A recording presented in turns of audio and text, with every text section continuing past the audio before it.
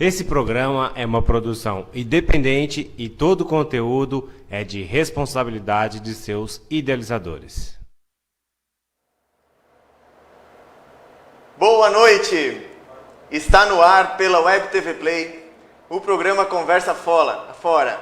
E hoje a proposta é conversarmos sobre amizade. Esse é um tema muito peculiar porque acabamos num mundo onde temos tantas pessoas à nossa volta, temos tantas relações. E assim como falamos de justiça, assim como falamos também do amor, queremos falar sobre amizade. O que importa mesmo para a pessoa que é amiga? Como o amigo age? Como é que a gente se relaciona de maneira verdadeira? Quando desenvolvemos uma amizade, no curto prazo, podemos ter um grande amigo? Ou muitas vezes levamos tempo para desenvolver uma amizade? Essas questões fazem a gente lidar com o dia a dia e saber se podemos confiar ou não em alguém. Hoje o mundo está tão exigente, temos tantos compromissos, e hoje acabamos estando longe e perto ao mesmo tempo. Será que realmente temos amigos? Essa é uma questão que me toca muito.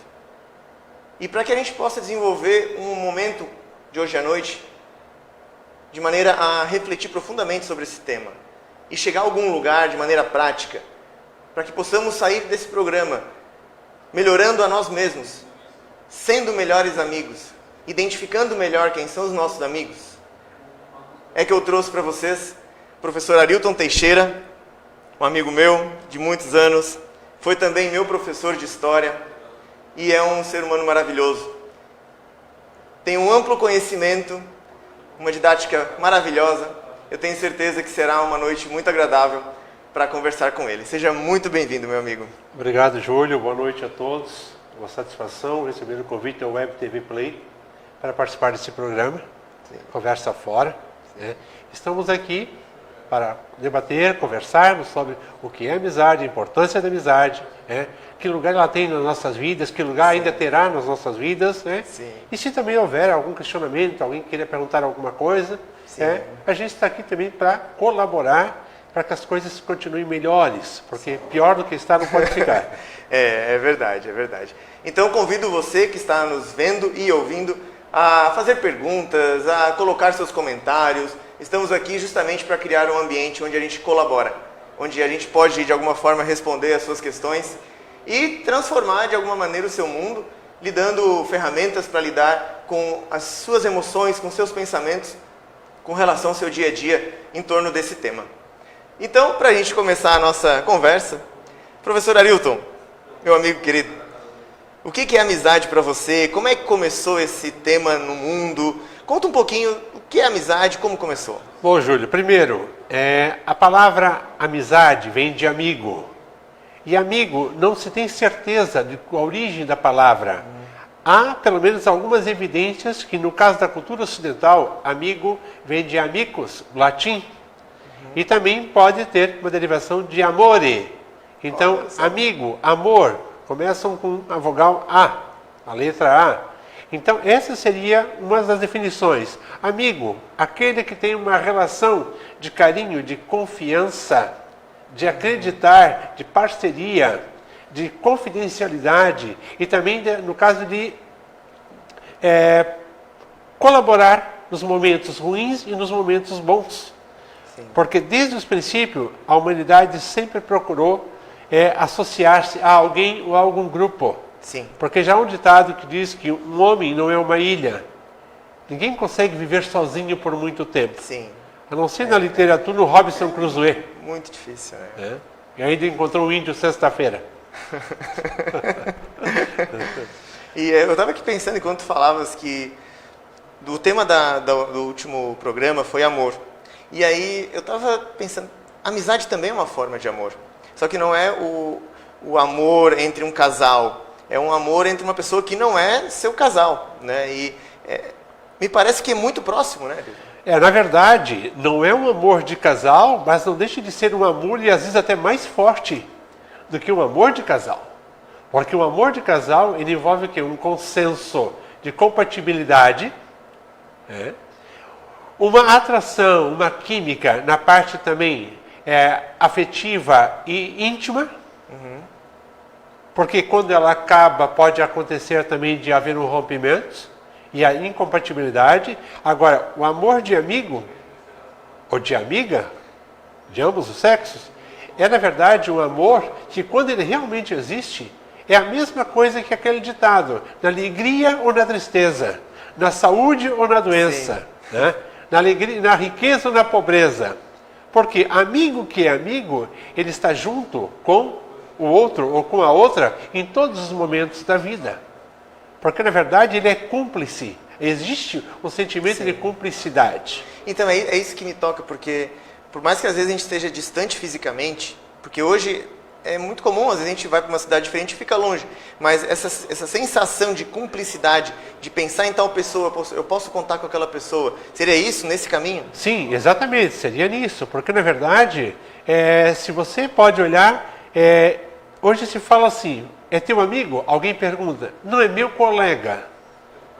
Então, na verdade, qual é a diferença entre um amigo e um colega? Exatamente, existe diferença, porque o colega é aquele que gosta de estar com você porque você é legal, porque você é brincalhão, porque você faz sorrir, ou porque na hora que ele precisa você está lá, você diz sim. E o amigo não. O amigo, ele quer estar com você em todos os momentos, ou ele está à disposição de você para todas as situações. Então, o colega é só para quando é necessário, porque você é legal, porque você acompanha. Então, se você não é legal, se você não está sorridente, se você não acompanha, não é interessante. Então, se for para ter um colega nesse estilo, é melhor não ter. Agora, é uma forma de sugação, né? Exatamente. Na verdade, é uma forma do quê? De conveniência. Porque existe a amizade de conveniência. Sim. Ou Pois seja, a amizade de conveniência seria esse coleguismo? é esse coleguismo. Porque, na verdade, eu sou amigo dele enquanto ele me convém. Ele faz aquilo que eu preciso, ele me auxilia no que eu preciso. Mas a hora que ele me contraria, ele não é mais meu amigo. Você falou, ele me convém, né? É de cúmplice, então ele Isso, vem, né? Então isso. se ele vem, me interessa. Se eu tenho que ir, já não me interessa Não me tanto. interessa mais, exatamente. Então, a amizade de conveniência, na verdade, seria um coleguismo. Aham. Sim. E no trabalho, Arilton, tu acha que existe algum tipo de amizade verdadeira no trabalho? Em décadas anteriores até existiu. Hoje já é um pouco mais complicado, porque nós vivemos numa sociedade competitiva, uma época de competição. A gente nunca se viveu tanto na era da velocidade, como disse o Eric Hobsbawm, um historiador, como hoje. Porque hoje precisa-se de tempo para tudo. Maximiza o tempo em todos os sentidos. Agora, o seguinte, essa velocidade faz com que também as relações esfriem. Porque é tudo muito rápido e superficial. Né? Tudo muito superficial. É aquela história, não tenho tempo para ficar ouvindo mimimi. Como se diz popularmente. Tá? Mas às vezes aquele mimimi é alguém que está precisando de você ou de mim para falar, para ouvir, para desabafar, para achar um ponto de partida ou para se recuperar, para levantar da situação em que está. Essa é a questão. É muito interessante porque a gente observa algumas pessoas que a gente diz, poxa, será que essa pessoa é minha amiga, né? Exato. Como é que eu faço, Arilton, para saber se alguém é meu amigo? E você vai saber isso no momento em que você precisar. Porque o amigo para festa, o amigo para festejar, o amigo para curtir, você vai achar os montes. Isso você encontra em qualquer lugar. Agora, o amigo para dividir as despesas e o amigo para bancar a despesa quando você não tem, você está numa situação difícil, o desemprego, por exemplo. Sim.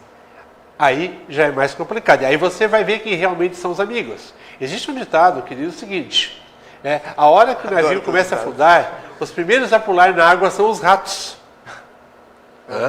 Então, quando o nosso barco está afundando por alguma situação, os primeiros a pularem são aqueles que são só nossos colegas ou são os nossos falsos amigos. Infelizmente, é uma palavra muito pesada, mas é verdadeira. Essa é a questão. Como é que eu faço, Arilton, para identificar um falso amigo? Primeiro você tem que... Não existe uma receita, mas você percebe. Por quê? Porque a partir do momento em que ele começa a dar justificativas em situações que você precisa, ou que você faz que precisa, começa realmente a fugir pela tangente, alguma coisa de errado existe. Quando fala preciso de você e de alguma forma você não larga o que está fazendo e vem nos socorrer de alguma forma. Exatamente. Uma forma de medir se realmente eu tenho um amigo, né? Eu tenho um exemplo, por exemplo, um exemplo. Eu vou em algum lugar com uma pessoa que se tornou minha amiga ou meu amigo. Um evento, uma festa, um show, alguma coisa. Chega lá, não está legal, eu não estou gostando, não era o que eu esperava.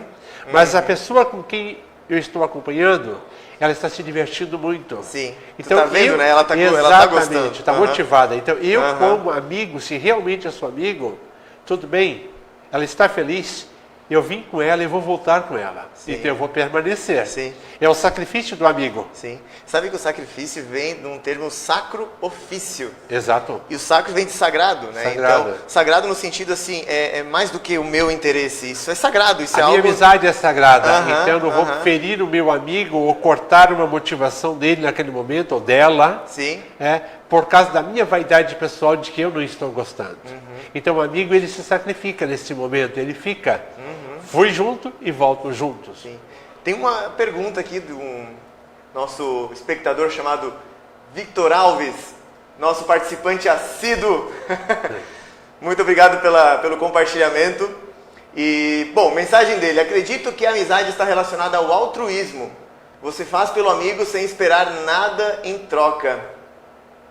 Olha que interessante. Altruísmo, ele usou essa palavra. Victor, né? Victor, isso. Victor, e você tem razão, realmente, né? O amigo, ele está à disposição. O amigo é aquela pessoa que, tanto nas horas boas quanto nas horas ruins, ele vai te auxiliar. O amigo é aquela pessoa que, quando olha para baixo, não é para ver que você está no chão, mas para estender a mão e tirar você, levantar você. O amigo não está dizendo assim, hoje eu vou te levantar e amanhã você vai fazer isso. Eu sempre digo, nós só devemos olhar para baixo, para o outro, de cima para baixo, quando é para dar a mão, para trazê-lo para cima. E nunca olhar com desdém e dizer, está embaixo, você fica embaixo. Isso não é amizade, isso não é sentimento humano. E uma coisa que já me veio assim pela cabeça é que é possível haver amizade em um relacionamento amoroso quando o relacionamento esfria, digamos assim. Porque imagina, agora minha reflexão é a seguinte. O que resta a um casal depois que estão idosos e os afetos, apetites já se foram, né? Sei que tu me entendes. Me parece que a única coisa que resta disso tudo é a amizade entre aquele casal. Então, não sei se a minha reflexão faz sentido, mas me parece sim que... Sim, sim. Parece a base do relacionamento amoroso também é a amizade que o casal tem. Podemos fazer duas reflexões, na minha opinião. Primeiro, as uniões mais longevas são uniões que, primeiro, veio lá o início do flerte, do namoro, depois a vida estável às dois, unindo as escovas, como se diz, as escovas de dente. Nem unindo, né? A atração física, sim, a parte sexual da intimidade do casal. Só que com o tempo isso vai começar a esfriar, porque isso é natural e da natureza de todos os seres, sim, principalmente os seres mamíferos. E aí o que vai acontecer? Esses casais longevos, eles transformaram a relação, a atração física, a química corporal, numa química mental. Ou seja, de almas, não posso dizer almas gêmeas. Porque essa história de que eu encontrei minha cara metade, a minha laranja da metade da laranja, hoje é aqui. Mas se você for em outro lugar, você pode achar uma outra metade em outro lugar. Isso é muito relativo. Depende de uma série de situações. Platão também não concorda com essa E aí o que acontece? No casal, ele começa com uma química mental, de um ver a beleza que ainda resta no outro com a maturidade. E que eles já se conhecem durante um bom tempo e que aí um vai se adequando à situação do outro, à necessidade do outro. Então, esses casamentos, às vezes, duram uma boda de prata, tem casais que vivem até o fim da vida, tem uma união de amizade que começou com todo aquele fogo da paixão, sim, e vai depois na amizade e no respeito até o fim dos dias. E acontece em muitos casos, quando um parte dessa vida para uma outra situação, sim, o outro parte logo em seguida. Não suporta, né? Não suporta, exatamente. Por quê? Porque agora não era mais a questão da atração física, a atração química, é a amizade, é o companheirismo. É aquele espírito de amigo que chegou a jubileus e mais jubileus. Mas em compensação também pode existir este amor transformado em amizade em casais jovens, principalmente se tem filhos. Eles devem manter essa amizade em nome dos descendentes, em nome dos filhos. Porque nenhum filho ou filha, suporta, por exemplo, uma relação de animosidade entre o pai e a mãe, porque ele fica no fogo cruzado. Bert Hellinger fala que o filho se sente uma expressão dos pais. Exatamente. Então, quando os pais se separam, é como se ele se partisse também. Exatamente. E por isso gera tantos traumas, né? Então, tu falas que um casal, eles têm que ter essa amizade desde sempre. Desde sempre, porque principalmente se tem filhos. E quando não há filhos também... Mesmo que não tem. E não tenha filhos, porque é o seguinte, o ser humano é muito egoísta. Eu sempre quando digo o ser humano, eu me incluo também, porque nós estamos sujeitos a isso. Sim. Nós somos egoístas, porque, na verdade, a gente tem que se adequar, os amigos não tem que se adequar a nós, mas nós também temos que nos adequar aos amigos. E quando acaba uma relação, uma paixão, uma relação de amor, um casamento, um namoro, Sim. acabou. Por que eu vou insistir? Por que eu quero insistir numa relação que não tem futuro? Que vai trazer mais sofrimento para mim ou para a outra pessoa. Sim. Então, o mais importante, o ponto de equilíbrio é o quê? Amor acabou? Acabou, entre aspas, aquele amor, aquela paixão, aquela química? Sim, aquele afeto. Mas a amizade pode continuar. Pode até se construir. Exatamente, porque, na verdade, um já conhece os defeitos do outro, mas também conhece as qualidades. E é em nome dessas qualidades, dos bons momentos, que a relação pode continuar. Existe uma série de casos na nossa sociedade e no mundo, em que casais hoje que vivem com outros parceiros e com outras parceiras que se visitam e tem uma relação de amizade incrível. Isso eu chamo de maturidade emocional, e isso eu chamo também de amizade de ouro. Sim. Então acho que é possível, Ayrton, ter muitos amigos ao mesmo tempo? Sim, pode, mas só que a gente não pode ser, não é que não pode, a gente não deve ser hipócrita, porque se nós temos uma relação de amizade com 4, 5 pessoas muito próximas, muito íntimas, mas sempre vai haver aquele ou aquela em que a gente tem, não é o termo, seria predileção. Mas uma afinidade? Uma afinidade maior, porque é uma questão assim de convivência, um feeling que existe. Uma sensação, uma percepção, Exato. uma energia. Existe que existe um algo mais Sim. que nos aproxima. E isso acontece, inclusive, mães que têm 4 ou 5 filhos. A mãe diz que gosta de todos, e que eu acredito que sim, tem o mesmo amor, deu a mesma atenção, a mesma criação. Vieram do mesmo ventre, foram amamentados, às vezes no mesmo peito, se todos foram amamentados Sim. no peito. Só que é o seguinte, em alguns momentos, ela vai deixar escapar que ela tem mais cuidado com o mais velho, que é o primogênito, ou com o caçula, que é indefeso, ou com aquele do meio, que é chamado a salsicha no meio do pão, que diz assim, Sim, se sente, exatamente, ou é tudo para o mais velho ou tudo para o caçula. Ele sempre fica meio rejeitado. Exato, demais, meio né? rejeitado. E quando 5, 6, mais ainda. Então, assim, na verdade, a situação leva a isso. Porque a mãe, ela é protetora, o instinto maternal dela. E mesmo aquele que ela não dá muita atenção, que ele se torna um filho mais independente, Sim. mas ela não quer dizer que ela não se preocupe, que ela não tem esse carinho, esse amor. Ela tem. E no momento que for oportuno, ela vai demonstrar isso. Sim. Eu estava falando, me vem algumas imagens assim de quando um amigo está fazendo algo errado, uma pessoa está fazendo algo errado e ela permanece fazendo errado aquilo por muito tempo, das duas uma. Ou alguém tentou alertar a pessoa e ela não deu bola, ou ninguém tentou alertar. Talvez se a pessoa está num caminho, talvez não seja muito bom para a vida dela, que ela só vai perceber lá na frente, e ninguém alerta, me parece que ele não tem amigos. Verdadeiros. Aí na verdade, essa questão do alertar e ela não quis, uma situação difícil, é um pouco relativo, um pouco perigoso a gente fazer um juízo da situação, porque existe um sociólogo norte-americano chamado Clifford Geertz. Então, quando falam para nós sobre a questão da antropofagia, do canibalismo, certo. a gente acha uma coisa repugnante, monstruosa. A gente olha, meu Deus.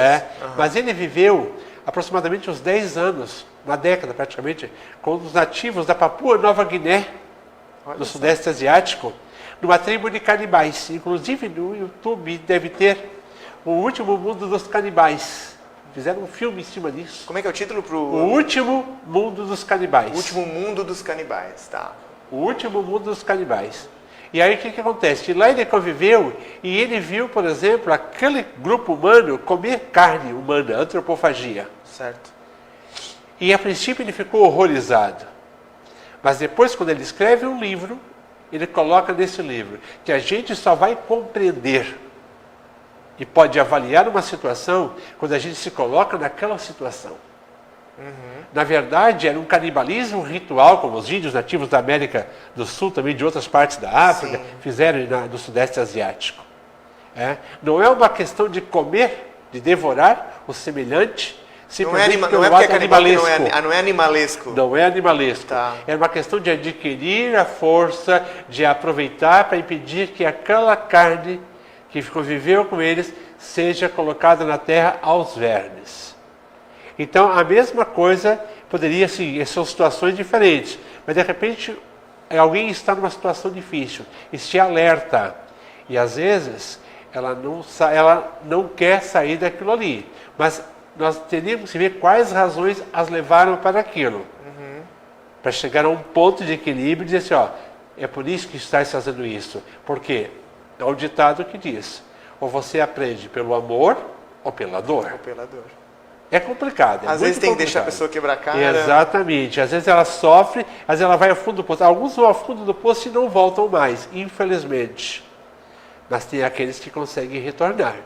Agora, quando é uma questão química, aí é uma questão que altera toda a química do corpo, aí é uma questão médica, aí é uma questão mais complicada. Quando é que tu sabes, Ailton, que alguém teve uma atitude de amigo para contigo? Nos momentos difíceis. Nos momentos que eu precisei, ou naquele momento em que eu estive numa evidência e ela aceitou aquela minha evidência como algo muito bom para ela. Ela se sentiu realizada através de mim. Diz, que bom que tu conseguiu. Eu sempre torci para que tu chegasse nisso e você chegou nisso, você chegou nesse ponto. Tu acha que a atitude do amigo, ela ultrapassa algo que é conveniente para mim? Então tu só sabe que alguém foi teu amigo quando ele fez algo que foi desconfortável para si mesmo? Não necessariamente, porque você pode ser amigo de uma pessoa amicíssimo, e não fazer nada juntos. Você pode ser eternamente amigo daquela pessoa sem estar convivendo junto com ela. Como seria isso? Vou te dizer agora por quê. Porque alguns especialistas dizem o seguinte, as nossas maiores amizades, elas são forjadas, eu gosto da palavra forjar, que é de forjar o ferro, forjar a espada. Ela tem uma honra, uma dignidade. Exatamente. Né? Elas são forjadas na infância ou na adolescência. A maioria das grandes amizades são forjadas na infância até a adolescência, pré-adolescência e adolescência.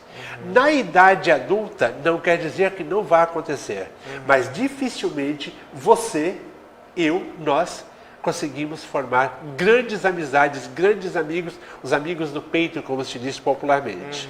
Por quê? Porque quando somos adultos, nós já estamos com uma bagagem muito grande de reservas, um pé atrás. A criança, adolescente, ela se joga porque ela está na descoberta do mundo. Então ela vai errar muitas vezes, mas ela vai acertar. Ela vai cair, vai levantar muitas vezes e vai aprender a andar. Só que a gente já traz alguns tombos da infância e da adolescência. E quando chega na fase adulta, um mundo, uma sociedade muito competitiva, qualquer ato de aproximação e de mergulho de alguém na nossa intimidade, ou da gente na intimidade do outro, vai criar uma certa expectativa. Está querendo alguma coisa, está querendo se aproveitar da situação, tem algo mais, e a gente começa com reservas. Nós tornamos mais seletivos nas nossas amizades. Então tem tudo a ver com intimidade, Ailton? Também. Porque é possível ser amigos e não ser íntimo? Como é que tu enxerga essa relação amizade e porque intimidade? depende do que se entende por intimidade. Sim. Porque pode ser a intimidade de invadir um espaço do emocional, de você confidencialidade, de confidencializar. E daí se a pessoa realmente é seu confidente e a coisa fica ali, você ganha segurança. Sim. E aí tem que ser uma reciprocidade. Como também pode ser a intimidade de coisas que você tem no seu ego, que você guarda entre si e que você só vai externar quando você ganha essa segurança. E tem aquela intimidade física.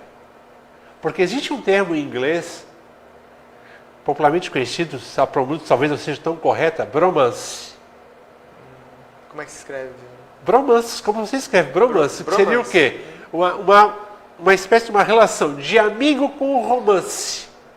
Bromance. Bromance. Tem muitos amigos, tanto masculinos e femininos, que tem uma relação de bromance e não sabe.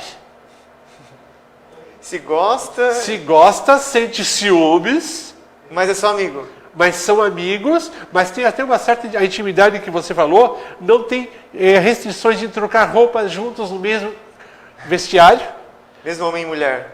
o mesmo homem e mulher. Um conhece a parte da cintura para baixo do corpo do outro ou da outra. Mas você acha que não tem um amor reprimido ali? Não necessariamente. Não necessariamente. Mas o seguinte, é aquela questão assim, aquele amor, aquela amizade meio egoísta. Que é assim, hoje nós não vamos sair juntos, nós não vamos em tal lugar, não vamos para o futebol, nós vamos tomar uma cerveja junto, ou fazer um lanche, porque eu vou sair com a fulana. Tudo bem. O amigo aceita, ou a amiga aceita que a outra vai sair com Sim. o namorado, com o parceiro. Só que é o seguinte, se começar a me deixar de lado, eu vou começar a reagir de uma maneira que a pessoa vai sentir o ciúme, vai sentir, não é que queira ficar, mas é alijado um pouco da relação. Acho que aí começa até a ver com aquele altruísmo que o Victor Alves colocou, de fazer sem esperar nada em troca. Exatamente. Porque Então, é bem isso, né? então ele não se porta com levianidade. Ele aceita. E não é que ele seja sofredor masoquista. Sim. Ele sabe o momento de compartilhar. Mas existe essa questão dessa... É meu. Então, Porque você pode... É interessante isso. Você pode olhar o seguinte, Júlio. É meu e só meu. Alguém diz assim, é um colega. Mas alguém diz, é meu amigo. Esse meu, você consegue, se você perceber, ele tem uma entonação de posse. Ela é minha amiga, é minha. Como questão de posse. Ela é uma amiga, não diz, ela é uma amiga, ele é um amigo. Ela é minha amiga. Ele é meu amigo, é meu. O sentido de posse, a entonação é de posse. E talvez seja só uma forma que a pessoa não sabe se expressar. Ou ele é um grande amigo para mim. Que já é diferente. Exatamente. Mas se colocar dessa forma parece mais justo, né? E quando se coloca meu, se torna uma coisa mais próxima. É um amigo importante. É importante? É importante. Mas não é o maior amigo, nem sei como... Exatamente. Esse é o meu maior amigo. Isso, né? exatamente. Como é que alguém pode ser o maior amigo? Acho que cada relação tem a sua Até afinidade. porque a amizade você não consegue mensurar, você não consegue medir. Nem Você pra não medir o compra um amor, metro e meio né? de amigo. Uma coisa que eu estava ouvindo uma história sobre Alexandre o Grande. Certo. E isso vem de um conceito até de Platão, que a gente só pode dar aquilo que a gente tem. A gente até falou disso mais cedo, né? A gente só pode dar aquilo que a gente tem. Então Alexandre o Grande estava andando um dia lá com a sua tropa tal, e de repente viu um mendigo. E aí, nisso, o mendigo pediu, Alexandre, o senhor tem uma moedinha para mim, uma comida? E falou, olha, que moeda assim, eu não tenho assim aqui uma ou outra, assim, mas o que eu tenho agora para te dar é as chaves de uma cidade. Tu queres ser dono de uma cidade? E aí, por detrás dessa história que está num livro, Sim. mostra que a gente só pode dar aquilo que a gente tem. Então, quando a gente se torna grande, a gente tem muito para dar. E dá atitudes generosas nossas, né? Então, às vezes a gente se preocupa com o que a gente recebe do amigo, mas peraí, que tipo de amigo que eu sou? Já parou para pensar que amigo eu estou sendo? Na verdade, aí é a amizade de reciprocidade no sentido de conveniência. Eu dei um presente, eu espero receber uma retribuição. Mas tu acha que as pessoas param para pensar que tipo de amigo está sendo? Como é que eu estou agindo? Ou isso não passa muito pela cabeça das pessoas? Não, às vezes não. Atualmente, eu acredito que não. Mas também o Alexandre estava dando para o mendigo aquilo que ele conquistou, que estava sobejando para ele. Porque tem uma passagem na Bíblia judaico-cristã, no Novo Testamento, em que um dos apóstolos diz para Jesus, olha só, mestre, foi entrar no templo de Jerusalém, tinha a arca das doações, e chegaram os ricos e despejavam pacotes, sacos de dinheiro, bolsinhas de dinheiro, Sim. dentro da arca de doações. E chegou uma senhora e jogou um cetil, uma moedinha mínima lá dentro. Sim. Aquela mulher não tem vergonha de colocar uma moedinha daquela gente, todo mundo que joga tanto. E ele disse, na verdade, aquela mulher, a doação dela foi maior do que todos os outros. Porque aqueles doaram tudo aquilo que lhes estava sobrando. e ela doou somente aquilo que ela possuía. Aham. Então a doação de um amigo é a mesma coisa. Às vezes a gente tem tanto compromisso, né, Arilton? Tantos afazeres, que às vezes uma horinha que a gente tem para conversar com um amigo que está precisando, ou às vezes a gente quer desabafar com um amigo, é tudo que a gente tem, porque os compromissos profissionais são importantes também. E acaba que pode ser que o amigo pense que não se doa muito tempo. E acaba que essa relação de carência do outro afeta o que ele julga de amizade, partindo do pressuposto da outra pessoa. Então, as amizades começam a gerar conflito, porque você não me dá atenção e não sei o que, e tal. Mas é tudo que a pessoa tem, já é isso. É o pouco, mas é tudo. Né? Exato. É, por isso que digo, às vezes uma pequena atitude do amigo, tá? Ela vale mais do que um pacote de presentes, uma festa em sua homenagem. Por quê? Aquela atitude, às vezes ela foi mais conveniente naquele momento do que depois uma rodada de cerveja, um chopp com os amigos. Um final de semana inteiro, às vezes Exatamente, uma hora de conversa de maneira bem verdadeira vale muito mais do que outra questão. Ainda há pouco eu falei que o amigos pode ser grandes amigos e estar a longas distâncias. Mas se de vez em quando você pega o telefone e liga, porque se você manda mensagem, hoje pelas redes sociais está muito comum, a mensagem é a mensagem. Mas não é você ouvir a voz. Você ouvir o sorriso do outro. Porque no telefone, quando você atende, que está falando com alguém distante, você sabe que ela está sorrindo. Sim, a gente percebe claramente. Você percebe que é o sorriso, você percebe a alegria da pessoa que está falando contigo. Tá? Você consegue, até o tom da voz é um tom diferente. E aquilo diz, puxa, que legal, tu me ligou logo hoje. Pai, eu lembrei de ti essa semana, sonhei com você. Né? Quando vai acreditar, ainda há pouco pensei em você. Então, quer dizer, aquilo, você não precisou mandar um presente. Você falou com ela ao vivo, como se diz, viva a voz. Só ouvir a voz é uma coisa muito importante. E na voz está muito da nossa emoção, né? Muito. Então, hoje o texto, hoje esse trabalho que se faz, a quantidade de tempo que a gente investe nas redes sociais, é algo que vai, talvez, distanciando as pessoas, né? Exato. Isso é uma preocupação hoje no mundo, porque eu vejo que no trabalho as pessoas não têm mais um laço, está cada um por si. Não sei na tua experiência profissional, mas eu percebo muito isso. Está cada um por si, sabe? E aí a gente não pode saber se eu posso contar com aquela pessoa no trabalho. Porque ele não faz nada além do próprio trabalho. E quando eu preciso, eu não tenho. Mas aí é aquela história, dentro daquela questão filosófica. Mas também a pessoa não se dá. Mas ela não se dá porque o outro não dá. Aí fica uma roda viva. Uma bola de neve. Quando é que tu vai mudar isso? Mas aí o que acontece? É aquela questão filosófica. Nunca o homem ficou tanto lobo do próprio homem, o homem lobo do próprio homem. Por quê? Porque agora é a competição. O que eu tenho, o que eu sei, eu não compartilho, para que o outro no meu trabalho não saiba, não se destaque. E tem aquele também que vem para aprender com você, tá? Para depois o seguinte, fazer algo de diferente para lhe dar uma rasteira para tomar o seu posto. Isso também pode acontecer. Isso é uma coisa que vem acontecendo com muita veemência ultimamente. Sim. Tá? E a gente poder saber se a pessoa está sendo transparente, né? Tem uma aula daquele filósofo que eu te falei, que é Clóvis de Barros Filho. Sim. E ele fez uma palestra para a Unimed, falando sobre transparência e cinismo. E aí, Arilton, ele explicou que o oposto da transparência é o cinismo, né? Enfim, foi uma palestra maravilhosa, inspiradora. E no final, ele terminou com a fala de um filósofo, se não me engano é Cícero, e onde ele, numa fala, ele dizia assim, que o amigo é aquele que dá de si, mas dá por completo. E quando ele faz isso, ele me dá a oportunidade de não escolhê-lo. Exato. Porque às vezes eu não estou afim de sair contigo, porque assim, eu não estou legal, eu quero ficar quieto. Então a transparência vem para criar uma relação verdadeira, onde tu mostra quem tu é.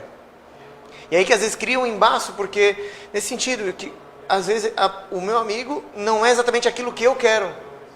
Aí eu tenho uma escolha, eu vou forjá-lo, e aí como o Clóvis termina, a verdadeira amizade é quando eu mostro o que eu preciso, ou eu ensino você, Arilton, a me tratar.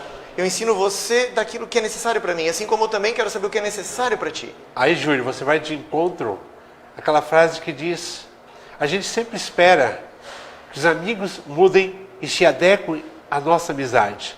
Mas às vezes nós também temos que nos adequar aos amigos. Porque há uma reciprocidade, a gente tem que se adequar, ambos têm que se adequar. Sim. Para que as coisas fluem e continuem. Porque se você fizer que os seus amigos se adequem a você, na verdade, você está sendo egoísta. Eu vou estar sendo egoísta. Então tem que ver o que? Um meio termo, um ponto de equilíbrio. Ambas as partes cedem. Sim. Para que isso continue. E essa ideia de eu ensinar a pessoa sobre mim. E para mim fez um sentido, sabe? Que às vezes eu não falo, às vezes eu não digo o que eu preciso, eu não conto da minha necessidade. E aí eu não me vulnerabilizo. E aí eu estava ouvindo tu falar, e às vezes a gente não quer se vulnerabilizar porque já está adulto, já tomou bastante trauma. Mas o sentido que tu falou da adolescência, da infância, é que tu de fato tu se abre mesmo e tu te entrega em uma relação. E de alguma forma aquela relação te gerou um trauma. E aí tu não te vulnerabiliza mais. E aí é onde acaba a coisa complicando, porque a gente não cria mais laços profundos. E essa questão que você fala de vulnerabilidade, que você se vulnerabiliza, Júlio, ela vai muito de acordo com uma coisa que eu tenho pensado bastante. O que é? Que eu tenho visto, que eu continuo em sala de aula, dando aula, principalmente para adolescentes, no ensino médio. Tarefa desafiante, né? Sim. E a gente vem percebendo como as coisas vêm mudando. Porque hoje nós estamos, infelizmente, partindo a passos largos, na minha opinião, tomara que eu esteja errado, eu prefiro estar errado, Sim, tomara. para a criação de uma sociedade pragmática. Por quê? Porque, na verdade, o pragmático, ele tem sentimento, mas ele se recusa ou ele tem receio de demonstrar esse sentimento. Porque Pragmático isso seria o prático?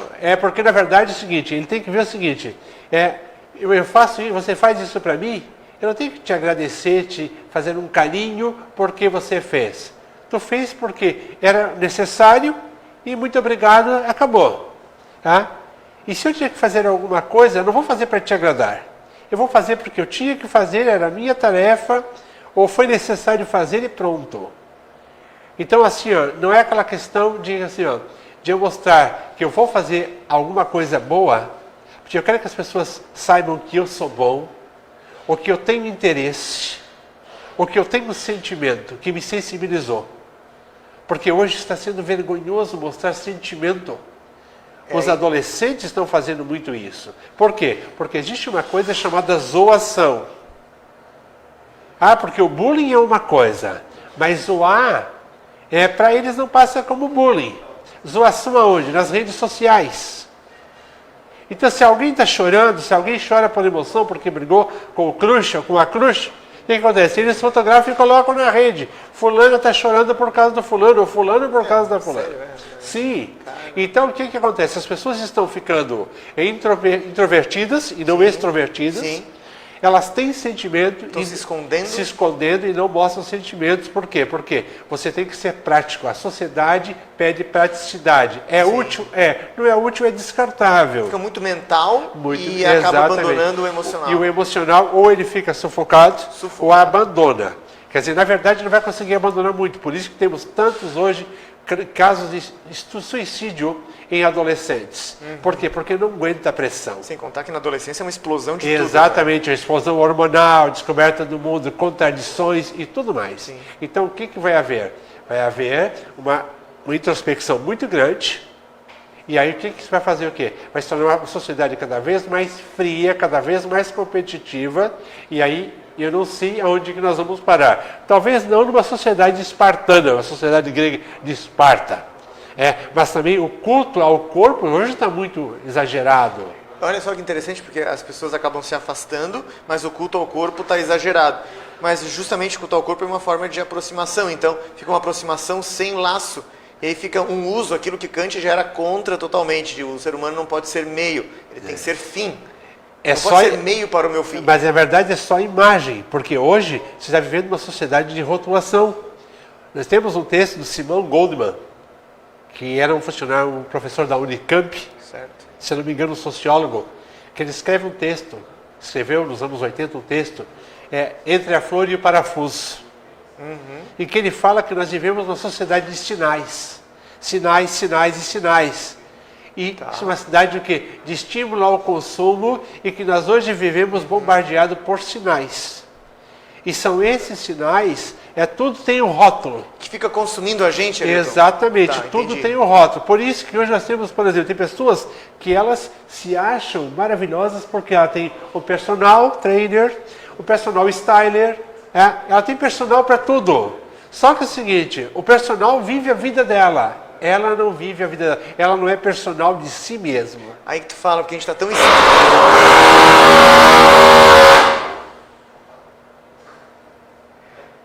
Tivemos um imprevisto, mas acho que já resolvemos. Isso foi lá fora, né? É uma sala ali fora que está fazendo um barulho que nos assustou. Então a gente mantém a postura, né, Ailton? Sim, claro. Senão quase sai correndo aqui. Levanta, sacode a poeira e dá a volta por cima. Nem sei onde é que eu estava. Mas vamos lá, então a gente estava falando do personal styler. Lembrei, da vida que eu estava percebendo, é a vida interior. E que a gente está tão exteriorizado.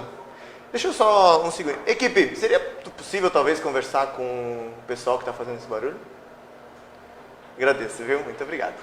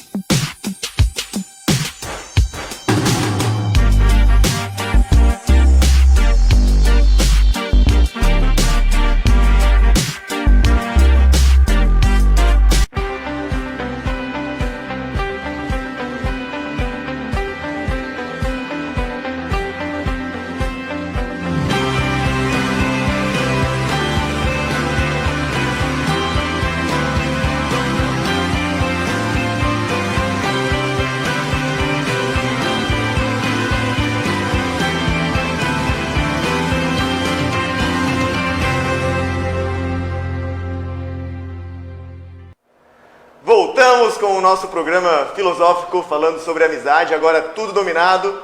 Seguimos a nossa conversa. E Ailton, a gente estava pensando ainda em incluir alguns temas. Eu queria compartilhar uma reflexão minha, que muitas pessoas hoje se sentem sozinhas, mesmo na multidão. E às vezes uma multidão virtual, inclusive, né? Como é que funciona isso? Como sair disso, sabe?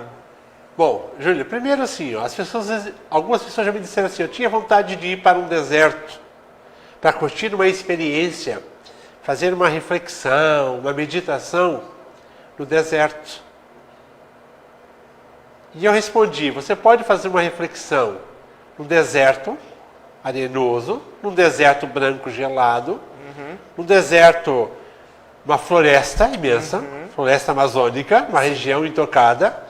Você pode fazer uma reflexão no oceano, no meio de um lago, pega um barco, vai para o meio de um lago, você fica lá isolado e você faz uma reflexão. Mas você pode fazer uma reflexão no meio da multidão. Você pode ir a um estádio de futebol lotado, tanto aqui em Santa Catarina, no Orlando Scarpelli, na Ressacada, no Maracanã, no Camp Nou, o Bernardo Santiago, o Bernabéu, em Madrid ou em qualquer outro lugar do mundo e fazer uma reflexão. Porque muitas vezes as pessoas estão no meio daquela multidão, daquela massa, 50, 70, 100 mil pessoas. Sim. E está toda aquela vibração, o jogo correndo, e tem uma pessoa na solidão. Porque foi uma pessoa que estava em casa, sozinha, saiu de casa e foi no jogo para se sentir no meio das pessoas, porque ela estava se sentindo oprimida pela solidão de 4 paredes. Só que ao chegar lá, ela não estava interessada no jogo, de repente nem era o time que ela ia só não torcer, queria ficar sozinha. só não queria ficar sozinha, e lá ninguém conversa com ela e ela continua na solidão. E aí ela vai refletir que mesmo estando cercada de milhares de pessoas, ela vai estar na solidão.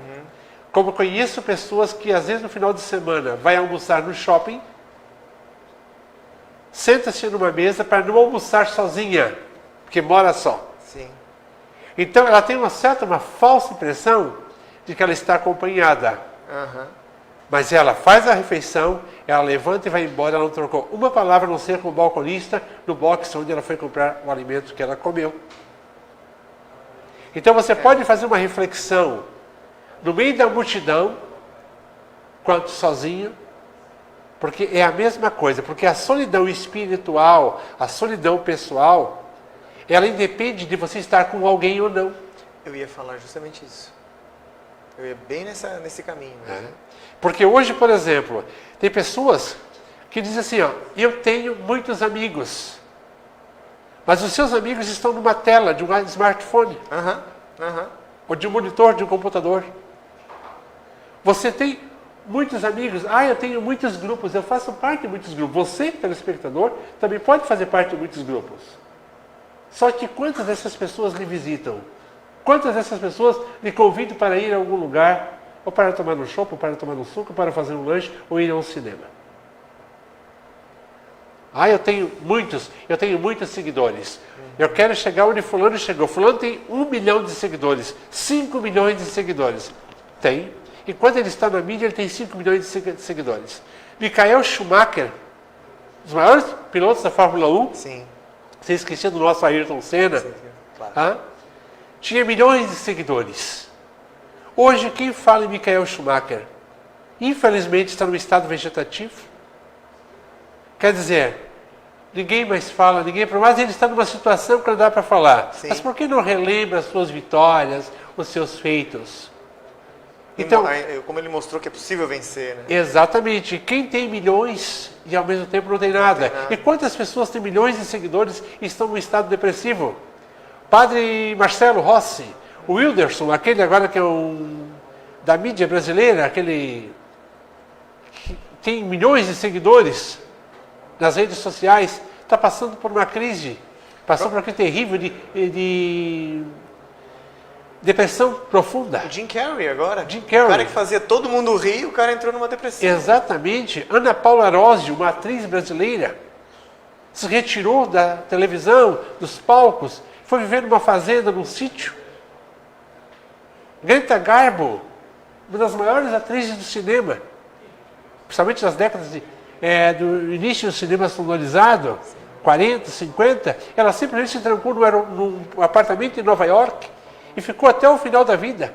Nossa. Por isso há pessoas que dizem, estou na minha fase quieta, Garbo. E às vezes parece que é um momento que a gente precisa, né, Ayrton, para a gente ficar amigo da gente mesmo. Exato. E acaba que a gente é tão puxado, né, para coisas externas o tempo inteiro, é grupo, é Instagram, enfim, para dar os exemplos, né? Antes era Orkut, tudo fica puxando a gente para fora e a gente acaba perdendo a conexão com a gente. E essa conexão, quem sou eu? Qual é o meu papel no mundo? De onde eu vim? Para onde eu vou?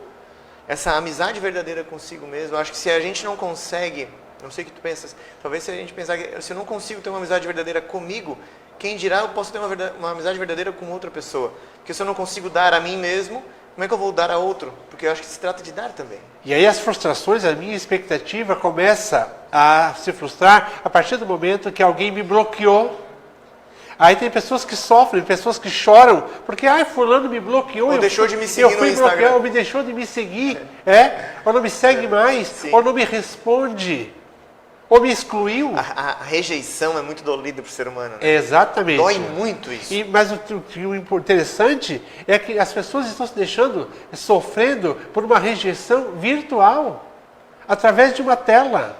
As pessoas não precisam dizer nada para você. Não precisa diretamente falar. Basta ela me bloquear ou te bloquear. Isso sofre, isso dói. E aí o que acontece? Porque aquela amizade de juntos, de nós como estamos aqui conversando, tá? Essa amizade ela não existe mais, ela está ficando fria. Então por isso que eu digo... O calor humano, né? O calor humano, nós precisamos disso de calor, nós precisamos de afeição. E essa afeição é um sorriso, é um aperto de mão, é um abraço, né? Essa questão do toque. Tá? Então assim, está muito no audiovisual, tá? Então nós estamos realmente tipo os povos do norte da Europa, porque nós latinos, os africanos e os asiáticos, nós temos essa muita coisa assim, de chegar próximo, de se cumprimentar, de fazer uma reverência, né? E da importância dos antepassados. Por exemplo, Júlio, eu gostaria de até colocar assim, que os povos nativos da América, e muitas das tribos da América do Norte, principalmente, quando morria alguém da tribo, então eles sepultavam, faziam uma cova rasa, colocavam a terra, né? Então muitas vezes colocavam pedras sobre a sepultura, que para os animais que comem carne, predadores, assim, não viessem comer o que sobrou, né? Mas alguns povos não colocavam as pedras só por isso. Se avaliava a quão querida era uma pessoa pelo número de pedras que eram colocadas sobre a sepultura, sobre a terra. Como o faraó do Egito. Porque cada pedra daquela simbolizava um amigo que ficou lá fazendo companhia para ele. Olha só. Então isso é muito interessante. Na Ásia, por exemplo, você sai com as pessoas amigas, um amigo ou com uma amiga, vocês estão comendo, fazendo um lanche. Então se você pegar os palitinhos, que tem um nome próprio, agora não me vem à mente, ou então um garfo, e você espeta alguma coisa do seu prato e coloca e leva a boca do outro, é sinal do quê? De carinho, de atenção, de querer compartilhar o que você está comendo de diferente com o outro. Se você faz isso aqui numa praça de alimentação ou num restaurante, se é entre dois homens, a coisa já fica complicada. Se entre duas mulheres também. Porque as pessoas não estão olhando o lado do carinho, da amizade, mas o lado da sexualidade. E isso é muito complicado. No Rio de Janeiro, há uns anos agora atrás, o pai ia abraçado com o filho adolescente, ele foi espancado porque acharam que era um casal homoafetivo. E o rapaz gritou por socorro. Se não chegassem algumas pessoas, eles tinham matado o pai e espancado o pai porque acharam que era o filho, um adolescente, quase um moço, abraçado com o pai. Então, isso, hoje em dia, é muito complicado. É beijo entre amigos também. Exatamente. A gente vai sendo reprimido em atos amorosos por causa dessas crenças que não são racionais. Exato, na verdade que não é racional, é uma questão, é o preconceito, é um conceito antecipado que vem da situação. E voltando aqui onde eu falei, da questão você estar junto e ao mesmo tempo não ter ninguém, como você também falou, eu gostaria de citar uma frase do Amir Klink, um navegador brasileiro, que em 1984 fez uma travessia de barco a remo, o primeiro ser humano documentado a atravessar o Atlântico Sul a remo, 100 dias entre o céu e o mar, é um livro. Já ouvi falar. No barco a remo, barco Paraty. E ele disse que 50 e poucos dias depois de estar quase no meio do Atlântico, numa noite muito escura que só havia as estrelas, e estava assim uma coisa tenebrosa, assim, e ele se sentiu muito solitário. E aí ele sentiu um pavor. E de repente ele começou a lembrar de alguns amigos, grandes amigos, e o que eles fizeram juntos, e as brincadeiras, e os passeios e tudo mais. E aí ele foi se envolvendo com as lembranças dos amigos, e o dia alvoreceu. Nossa. E ele ficou tranquilo. Então ele escreve lá, telespectadores, no livro, 100 dias entre o céu e o mar. Quem tem um amigo, ainda que distante, nunca estará só. Porque pensar nesse amigo, ou nesses amigos, vai lhe trazer um conforto, uma companhia espiritual.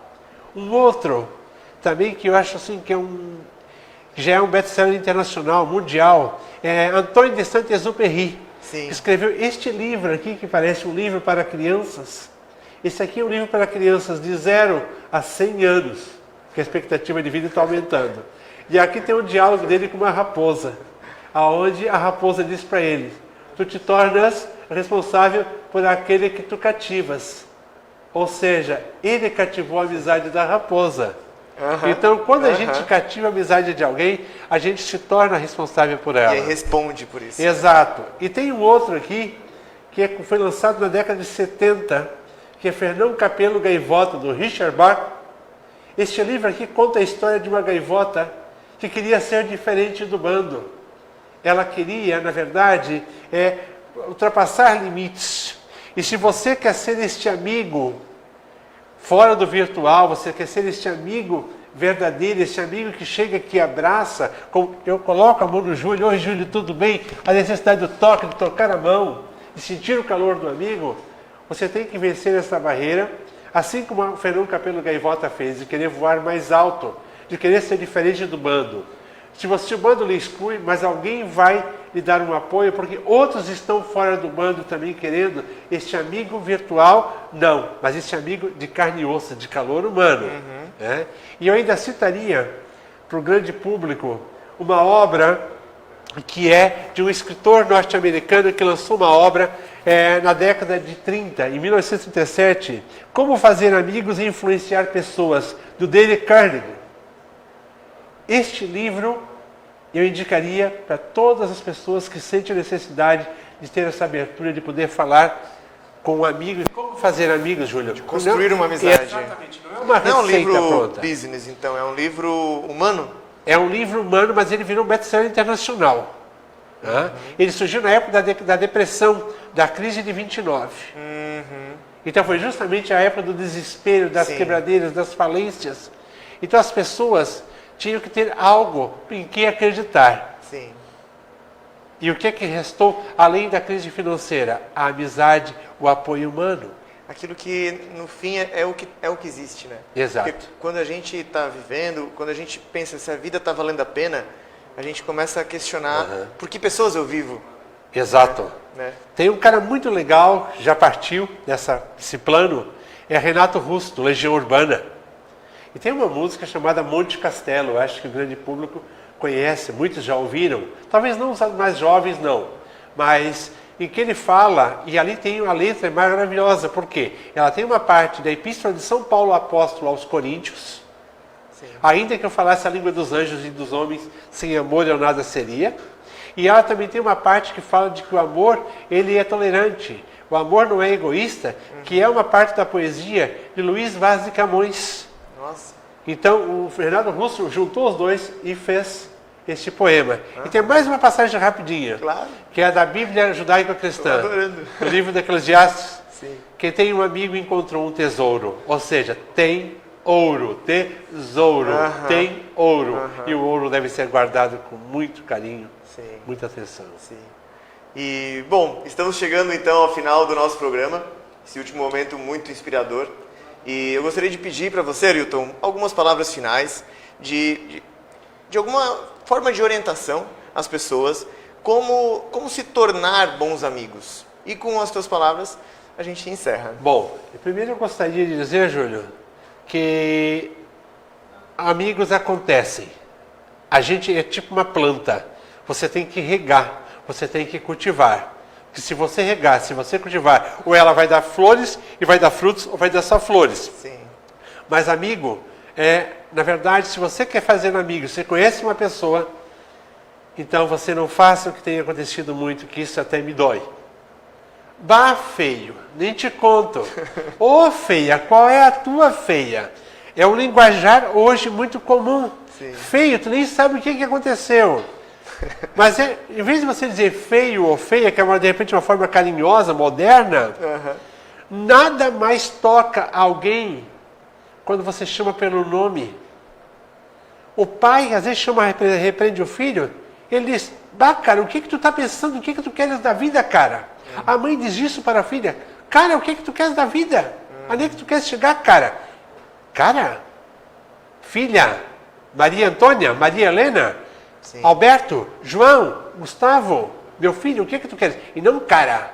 O cara é impessoal. O cara pode ser um cara lá da rua. Qualquer um. Qualquer um. Né? Meu filho, Sim. João Vitor, Júlio, meu filho, o que você quer? Por que você fez isso? Sim. Maria Clara, por que você fez isso? Então, a obra do Carnegie, Como Fazer Amigo e Influenciar Pessoas, Sim. ele tem uma receita. Diga, quando você quer conquistar alguém, trate-a pelo nome, chame-a pelo nome. Acho que até para respeitar alguém, né? Respeitar, Muito mais que porque você conquistar. tem uma identidade.